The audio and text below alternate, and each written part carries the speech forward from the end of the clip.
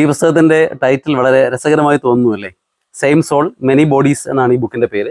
ഇത് എഴുതിയത് ഇന്ന് കേരളത്തിൽ എല്ലാവർക്കും സുപരിചിതനായിട്ടുള്ള ഡോക്ടർ ബ്രയാൻ എൽ വെയ്സ് ആണ്.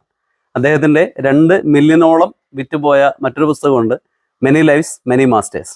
അപ്പോൾ ഈ പുസ്തകങ്ങൾ രണ്ടും മലയാളത്തിൽ നിന്ന് അവൈലബിൾ ആണ്. നിരവധി ജന്മങ്ങൾ അനവധി ഗുരുക്കന്മാർ എന്നുള്ള പേരിലും ഒരേ ആത്മാവ് നിരവധി ശരീരങ്ങൾ എന്നുള്ള പേരിലും ഈ 2 പുസ്തകങ്ങളും അവൈലബിൾ ആണ്.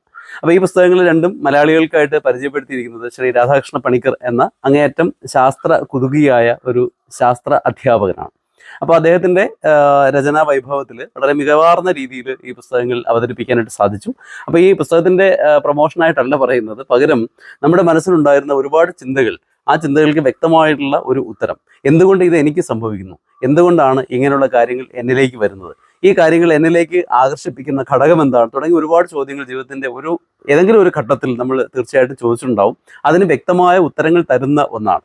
ഇനി നമ്മുടെ ശാസ്ത്രങ്ങളിലും നമ്മുടെ പരമ്പരകളിലും ഇതിനുള്ള വ്യക്തമായ ഉത്തരങ്ങൾ ഉണ്ടെങ്കിലും അതൊരു യൂറോപ്യൻ പറയുമ്പോഴാണ് നമുക്ക് അതിനോട് കൂടുതലായിട്ടൊരു എന്താ പറയുക, അതായത് കൊളോണിയൽ കൾച്ചറിന്റെ ഒരു അടിമത്തം നമ്മൾ എപ്പോഴും പേർന്നത് കൊണ്ടാണ്.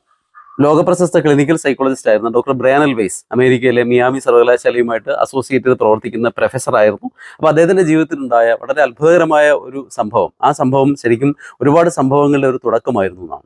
ആ തുടക്കങ്ങളിൽ നിന്ന് അദ്ദേഹത്തിന് കിട്ടിയ അറിവുകൾ ക്രോഡീകരിച്ച പുസ്തകങ്ങളാണ് ഈ പറഞ്ഞതെല്ലാം. ഈ 2 പുസ്തകങ്ങൾ മാത്രമേ മലയാളത്തിൽ ട്രാൻസ്ലേറ്റ് ചെയ്ത് കിട്ടിയിട്ടുള്ളൂ, ബാക്കിയുള്ളതെല്ലാം ഇംഗ്ലീഷിൽ തന്നെ ഇപ്പോഴും അവൈലബിൾ ആണ്.